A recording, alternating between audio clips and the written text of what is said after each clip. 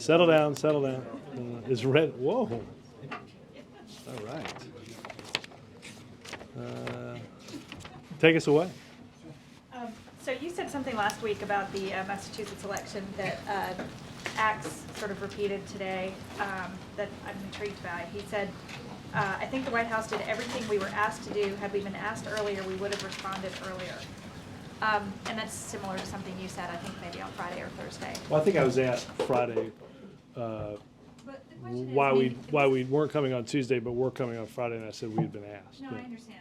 But the implication here is that the White House, with an election this important to the majority and to your agenda and to health care, can't assert itself or won't assert itself into this issue and try to make a difference. So can you talk about that a little bit? Well, look, obviously the president went on Sunday, lent his support for Martha Coakley, talked about why he believed she would be the best senator, somebody who has fought for middle class, working class folks in Massachusetts.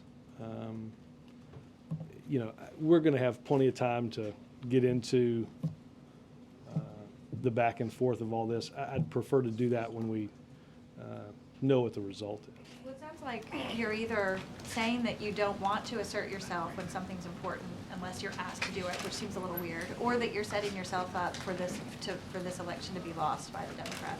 Well, look, again, we'll have a chance to discuss the outcome of the election when we know the outcome of the election, which, as many people know, is ongoing. Me too. Right. Quickly on another topic. Tomorrow there are, I believe, 6 hearings having to do with the Christmas airline attack, Yemen, Al-Qaeda, Fort Hood, 6 all in one day. Can you talk a little bit about the optics of that and how the White House is getting ready for that, how you want that to play out tomorrow? Yeah, look, I don't know much about preparation other than, I mean, obviously you've seen John's report on both topics. Obviously, many of these hearings were announced after the incident, but before these reports, and I think the administration obviously is more than happy to discuss what's in these reports, but more importantly, the steps that we're taking to address the concerns that these documents bring up. That's been the president's charge to the team this entire time. I think you've seen the president be quite open in discussing our failings. The onus is on now all of us, both Capitol Hill and the White House, to ensure that we do all that we can to plug those shortcomings. Thanks. Yes, sir. So in the event of a Democratic loss in Massachusetts, what kind of contingency planning is the White House doing to prevent to keep the health care bill alive, as well as to obviously health care is a keep other great things on priority to this president. We can get into discussing the results of tomorrow when we have results. But whatever the outcome of the election up there in Massachusetts, what's the thinking within the administration that this has exposed public skepticism, perhaps even backlash against the president's agenda? And I'm speaking not just health care, but financial reform. You know, again, I think to get into why something happened before it happens, we will schedule a briefing not unlike this at approximately the same time tomorrow, where we can discuss a lot of this. Jake. Forgetting the results of the election, the fact is it's incredibly close, right? You guys have said it's incredibly close. What I mean, it's a heavily contested election. Heavily contested election in Massachusetts. Does the president think that the fact that it's so close is any reflection at all on him or his agenda or his governing style? Look, as I said to Matt, I will have a chance to get into. I'm not talking about, No, I understand. Let me finish the. I think there is obviously, and this isn't something that's known simply because there's an election in one state. I think there's a tremendous amount of upset and anger in this country about where we are economically. That's not a surprise to us in this administration because Jake, in many ways, we're here because of that upset and anger. That upset and anger, quite frankly, dates much farther back than simply the 2008 election. And that's not to talk about any previous administration, except for quite some time, the middle class has thought that Washington was looking out for Washington and the big special interests and not looking out for them. I don't think there's any doubt of that. I think the president, who reads letters from people every day, will be in Ohio doing a town hall meeting later this week.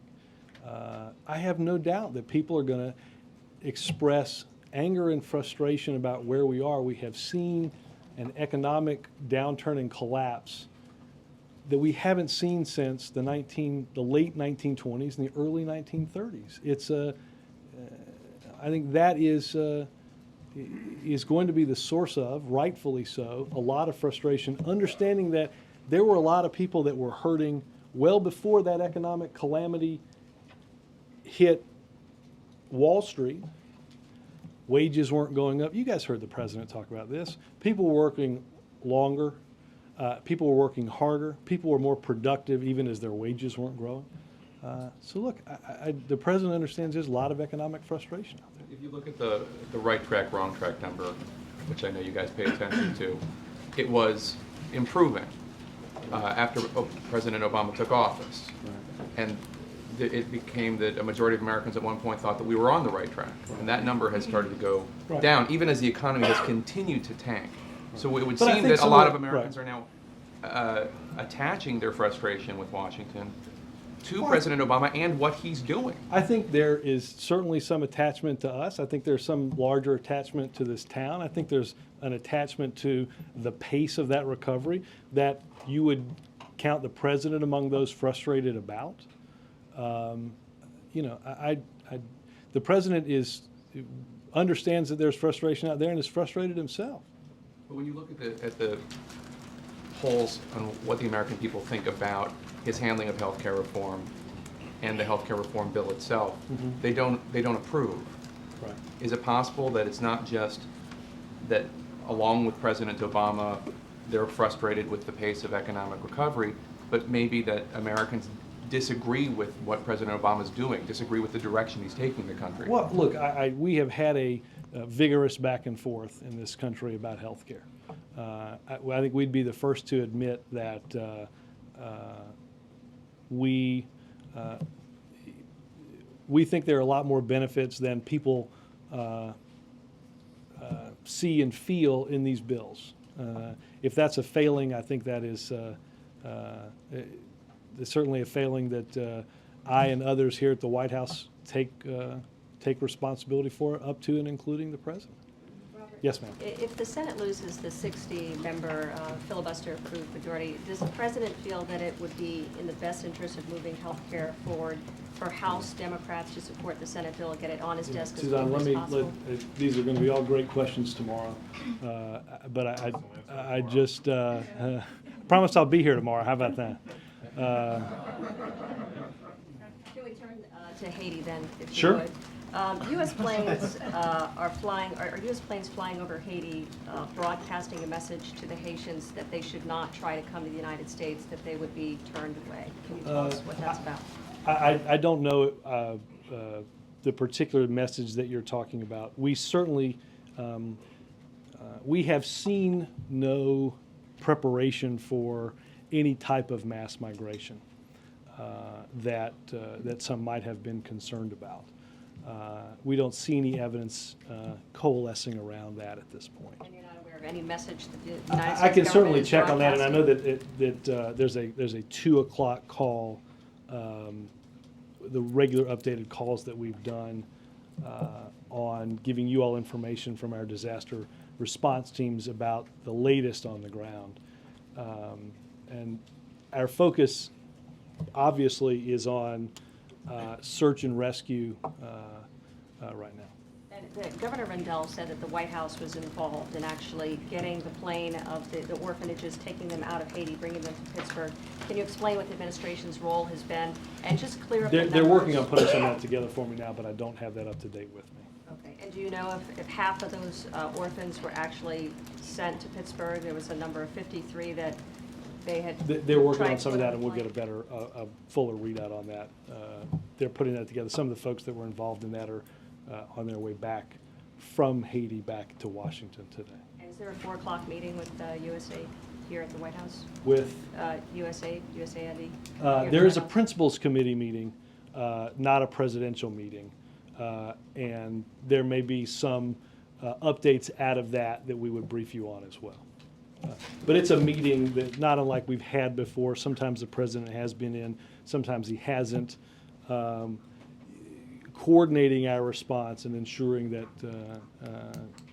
if people feel like we need, if they need more help in doing stuff, that that reaches the highest levels and we can make sure that happens. Yes, ma'am. What's the president's agenda for his second year in office, and what's top priority? I think the top priority, obviously, Helen, is to continue to work hard on getting this economy back on track and creating jobs again. I think that is, he outlined some ideas in December on some successful programs, some of which were in the Recovery Act, that many people have, in the parlance of oversubscribed in terms of the amount of money that was available, but having applications for 2 or 3 or 4 times that amount of money. His primary focus will be on creating jobs. Chip? I'd like to talk about a different topic, the election in Massachusetts. And you said earlier that you don't want to discuss why something happened before it happens, but something has already happened, and that is that there has been a groundswell of support for a Republican in the blue state of Massachusetts for a candidate who's running against the president's agenda. Is this... Well, right. Well, again. Go ahead. You go ahead. I don't know if that's the end of your question. Well, there are so many different questions here, but one of the questions is, the big question that a lot of people are posing now is this a sign that the White House has simply lost touch with the American people, Yeah, that they just don't get it? And this is not something that's happening in the when I future. read your This poll, has I didn't already come away with that conclusion. When I read the CBS poll and they said 70% of the American people thought the president cared about people like them, I came to the conclusion that 70% of the people believed that he cared about people like them. So I don't. That's a big diversion, but I mean, this is No, still no, it's your happening. poll. It's still happening in Massachusetts. I hate to quote CBS to CBS. This I should have tried it out on you and used your poll on him and sort So of. it sounds to me like you're confident that the Republicans going to lose in Massachusetts No, if you think that I- poll is reflective of where the American people are right now. Your question was whether the vote would be reflective of the American people. I simply said what I said your poll showed, Chip. Again, we'll have Answer that time. question. Do you Yeah, think we'll that have. This White House has just lost touch I with think the American people. I think according to any reasonable measure, the answer to that is of course not. Yeah, as the president, have you heard him express surprise or frustration about how close this race is in Massachusetts? What, Yes. Could you give us He some was details? both surprised and frustrated. And anything else? Angry? And at whom? Not pleased. Frustrated at whom? About what? We'll get into more of that tomorrow. Recognize we don't know the results yet. In the interest of preparedness, which I'm sure the president views as a virtue, have you talked to Speaker Pelosi at all about this so-called Plan B of the House passing? I don't know if Senate the bill president as has is? had an opportunity. I could check on whether the president has spoken directly with Speaker Pelosi. Has any member of staff that you're aware of? I assume that some people here have talked to the speaker. I do not have a catalog of each and every one of those conversations. Why didn't the president lay out the stakes when he was in Massachusetts on Sunday and Well, I think say the to those president folks, if you don't put Martha Coakley in the United States Senate, our health care bill likely dies? Well, again, let's wait for the results. I don't think the president believes that. But, so he doesn't look at health care as sort of hanging on by a string here? Healthcare is a priority for him now. It'll be a priority for him tomorrow. Is there any particular reason why he didn't? Well, I mean, that could be a pretty I think the compelling president, argument you know, to Savannah, I Democrats. think the president laid out exactly what was at stake. For the people of Massachusetts, it's about electing somebody that will represent their interests in the United States Senate. And are you going to elect somebody who has consistently fought for middle-class, working-class interests as you heard the president say, or somebody who campaigns as an independent and has voted 96% of the time with Republicans in the state Senate. That's, I think he laid it out quite clearly. Is the decision not to put it in those terms, that if you don't send Coakley to the Senate, my health care bill could fail, a tacit acknowledgement that that's not a very compelling argument for voters right now? I don't think the president believes and subscribes to that as an overall premise. Yes, ma'am. Beyond talking about focus on the economy and focus So, on Susan, jobs, there's a race near Connecticut. Go ahead. I wasn't going to mention New England at all in this question. Right. My question is, States that begin with N. Go ahead. but feel free to answer your own question if you. Mississippi is lovely this time of year. My question is, what could you give us some concrete, specific examples of what you'll be doing in the coming months to persuade the American people that you are focused on the economy and on jobs, and beyond just talking about it in general terms? What specifically? Look, I could give you a list of what we're going to do. We'll have economic events here later this week. On Thursday here, he'll visit Ohio on Friday. He'll talk to the U.S. Conference of Mayors about a jobs-creating agenda here also on Thursday. But the president isn't going to get focused on the economy in the coming months. The president obviously has been focused quite clearly on the economy since his first moments in office. Last week, the president discussed a bank responsibility fee that focuses in on the health of the economy. The president will talk about an agenda for creating jobs, about getting ourselves back on a path toward fiscal responsibility, making college education more affordable, and taking the banks out of being the middlemen for college loans. A lot of those things the president has talked about and will continue to talk about, and you'll see obviously some of that in the State of the Union. Mark. Well, since you've answered all our questions on the special election, can I ask you if the president's going to take notice in any way tomorrow about the end of his first year in office? Nothing special, no. No? No. Is he aware of it? Well, I mean, I don't want to be technical about it, but wouldn't today actually be the end of his first Well, year? noon tomorrow would be the end of it, technically. I But don't know if there's anything. I don't know if there's anything that he'll do prior to noon that's. I mean, I got to be honest with you, Mark. I think in many ways, it is. It's, you know, it's an anniversary of types, but I don't see that a lot of people are ultimately focused on marking the first year. I mean, you got to think, since we've been here, we've had the anniversary of the election. That was the first year. And then there was the end of the first year, which was the end of the year. And then there'll be the end of the first year, which you appropriately point out will be at or around noon on. So, you know, I mean, there's, right, first 100 days, first 200 days, you know, first 6 months. I mean, you know, there's, we could, much to my chagrin. No, but I don't, there'll be no surprise parties for the end of the first year. Yes, ma'am. Will the president call for a bipartisan commission on the debt in the State of the Union? He has, in talking about Laura's question about the economy, the president obviously has talked a lot about the need to get our fiscal house in order, shares the concern about where our fiscal situation is, and it is exploring many options for, in both the budget and in the State of the Union, that we would talk about our commitment to doing so.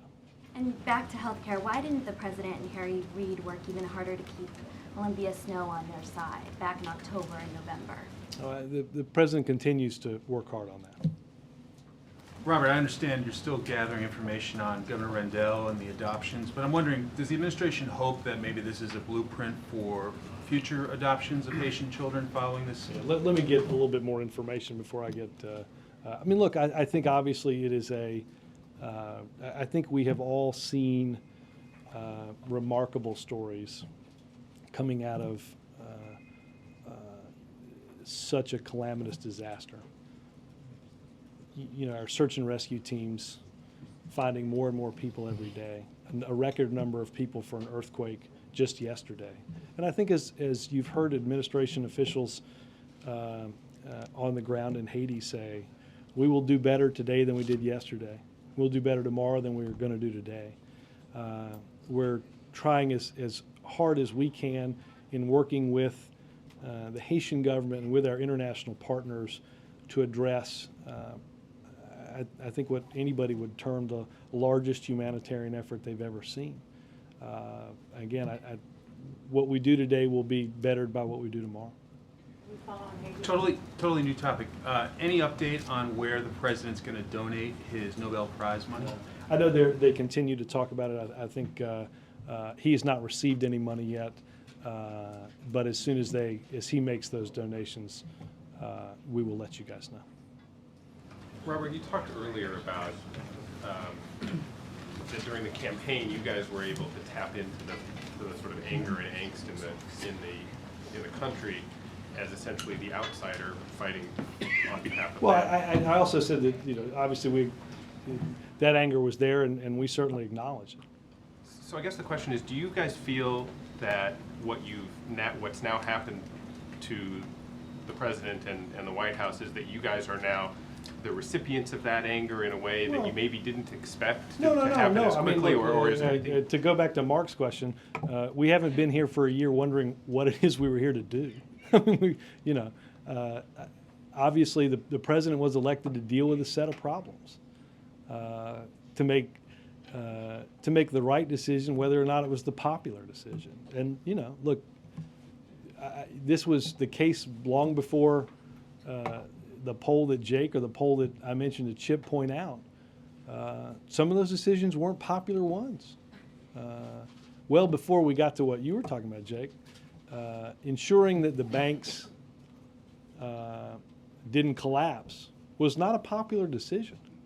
The president strongly believes it was the right one. Ensuring that 2 domestic auto companies didn't go out of business, not popular. Again, the president believed it was the right decision to make. He understands that frustration. He's heard it, in all honesty, he heard it when he ran for the United States Senate beginning in 2003. I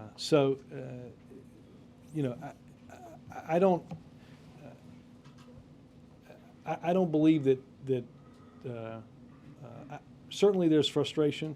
I think it is with a lot of people in this process. Yes, ma'am. Robert, you said moments ago that you'd be the first to admit that there are more benefits in the health care bill than many Americans see, and that if that's a failing to communicate that you and others at the White House, including the president, take responsibility for it. Why do you think, given the many words that have been spoken, the many appearances the president has made around the country on this? Why do you think he's been unable? I know, I'm not taking the bait. I know. Why has he been unable to convince the American people, to fully convince them that this bill is a good idea and the right thing to do? Well, look, I think in some of this is drowned out. There's no doubt as many words as the president has uttered, and as many interviews as he's done, and as many appearances as he's had, there's no doubt that in some ways it's drowned out by arguments that may or may not be central to the focus of the bill.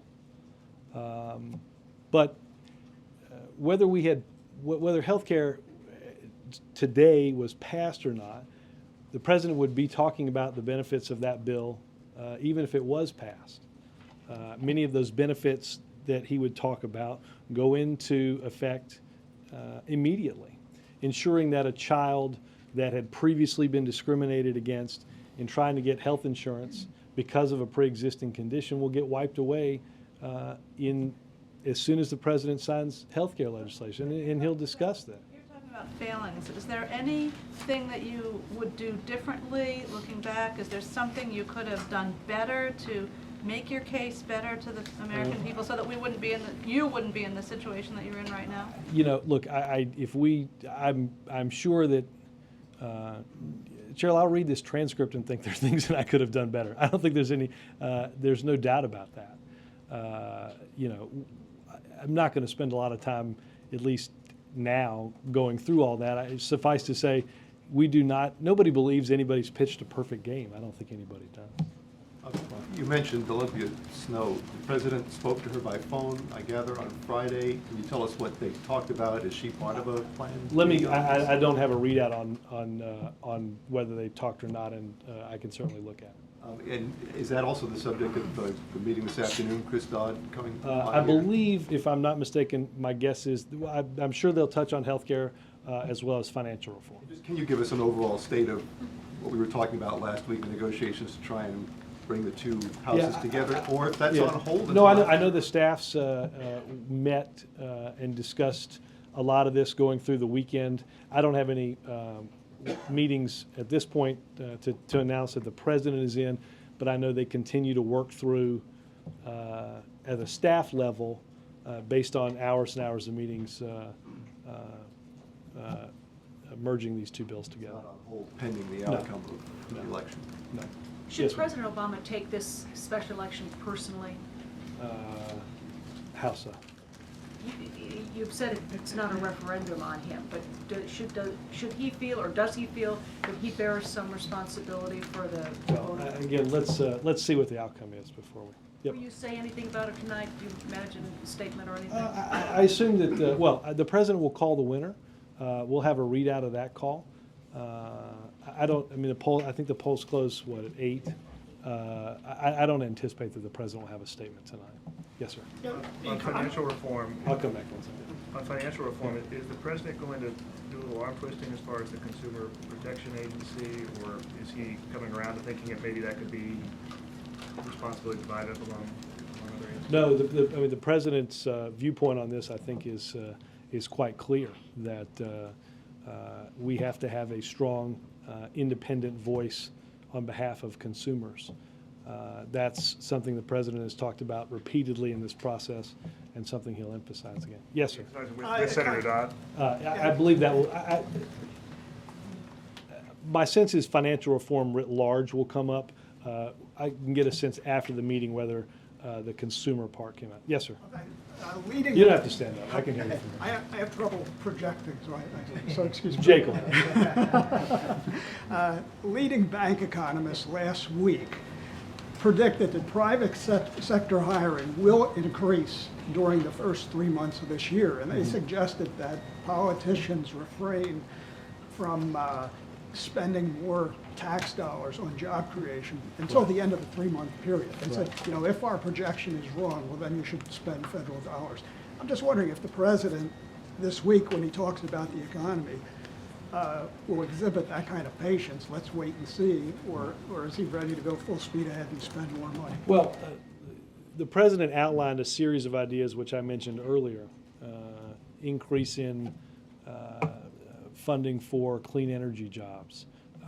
There's obviously been discussions about infrastructure aid. There have been discussions about state and local fiscal relief. The president believes that the ideas he outlined in December are no less needed now than at any point, and he'll continue to push forward. Do I hope the private forecasters are correct? I think there's certainly millions of Americans that hope that's true. The question, obviously, we will eventually get to is the pacing of that, and are there things that can be done to accelerate this process? That's what the president has asked his team, and that's what the president will demand of all of us, including Congress involved. So you don't have an answer yet, because these economists say that if you spend more money now, it's overkill. Well, again, I mean, the employment whole, as we sit here and speak, is about 7.5 million since that recession began in December of 2007. I don't think that anybody that, and again, that's just 7.5 million that have lost their jobs.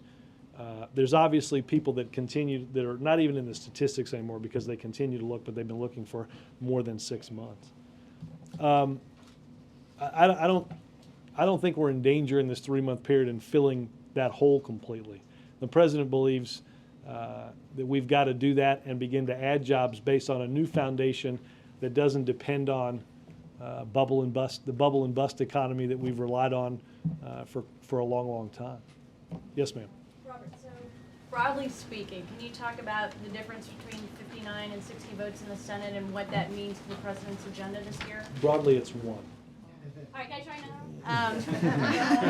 So tomorrow, several progressive Mark groups, taught me that. including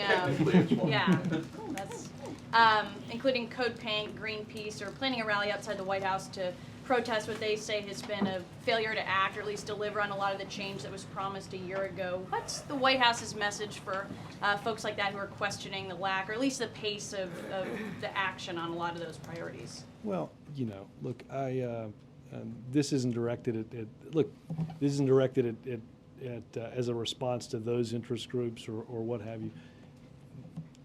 I guess going back to Mark's question,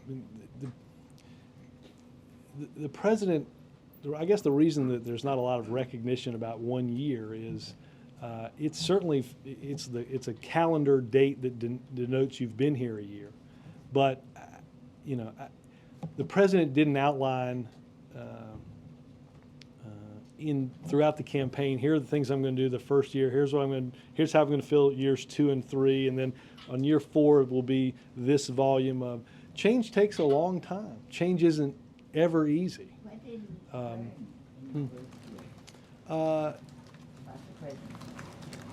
Well, I think he learned, Helen, part of what I'm talking about, which is that change is never easy, that change takes time, that change has to go through Congress. And that's not to say, I think what Congress has accomplished this year has been enormous. Getting a recovery plan through as quickly as was done to get resources into the economy that we've already seen has helped pull an economy from negative economic growth for 4 consecutive quarters to the positive. I think there's an awful lot to be proud of in what has been accomplished. But I can assure you the president never thought that we'd wake up at 11:59 January 20th, 2010, and he would think, wow, I've finished it all, now what am I going to do? We always knew we'd have plenty to do. Yes, sir. Robert, is it fair to expect that the tenor of the State of the Union address next week will depend greatly on what happens in Massachusetts today? I don't think that's true, no. I think we've been working on a series of ideas and proposals. Helen asked what the most important issue was on jobs. The president will, regardless of what happens in Massachusetts, the president's going to talk about jobs. The president's going to talk about fiscal responsibility. He'll talk about our obligations in Iraq and Afghanistan to address terrorism. I honestly don't think that they're writing the speech right now, so if they're going to change it all tomorrow, I hope Favreau hears me and just goes a little early to the gym today. But isn't there a little difference perhaps in the body language between boldness and contrition? I think the president understands that regardless of what happens in Massachusetts, we face a set of circumstances that have to be addressed and have to be dealt with. Whether there are 59 seats in the Senate or 60, we still have to work hard to get our economy back on track. We still have to work hard to make the promise of affordable, accessible health care for millions of Americans a reality. I don't believe that there's an entirely new agenda behind some door based on the result of tonight. David? Senator Boynovich said he thinks that President Obama agrees with him on the need for the bipartisan debt commission, but isn't sure the politics are there for it.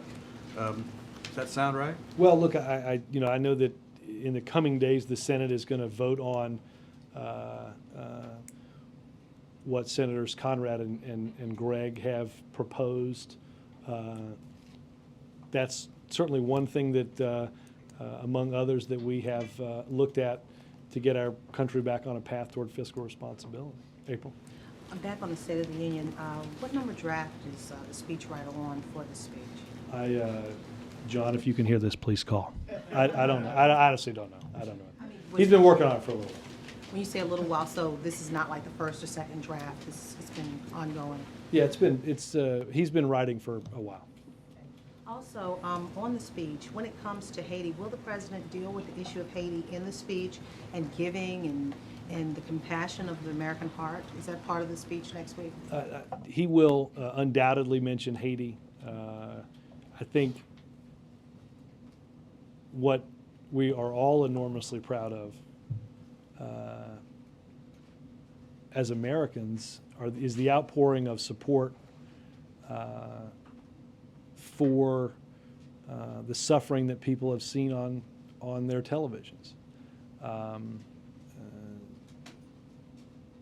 That's one of the reasons he wanted to visit the Red Cross yesterday. I think we have the spirit of the American people always meets the challenges that it faces. And I think, again, we can all be proud of that spirit.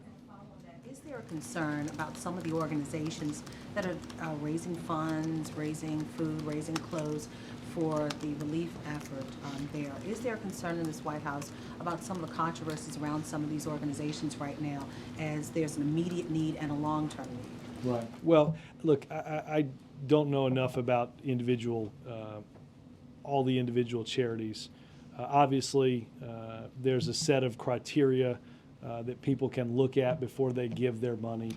How much is spent on overhead? How much goes to to what is needed on the ground? Obviously, former President Bush and former President Clinton have helped to set up an organization to deal with both the search and rescue and what is needed to get food and water and resources there now, but will also be there in the months and years to come in what will clearly be a very long-term project of renewal and of rebuilding. Kurt? Thank you, Robert. Two things. You said the president was angry. With whom is he angry? Did you clarify? I didn't expand on Okay. Can you? Can you now? that. I won't now. But you might tomorrow. There's always hope. The other thing is you emphasized the president's concern. Mark annotate the transcript just to. You've emphasized the president's concern about the unemployment numbers and about the deficit. In dealing with one, do you exacerbate the other? Well, look, I think that the president understands that, for instance, the recovery plan was split up into basically cover 2 fiscal years because nobody believed that we would have turned this completely around given the depths of the recession that we were in immediately or only after a year. So I think the president is understanding of what tension may be there in dealing with the medium and long-term fiscal challenges that we face. But absolutely, if you necessarily pull back completely, you've got a gas and brake going that isn't going to necessarily help where the economy is. Thank you, Katie. Thanks, guys. Can I follow up on? News conference tomorrow.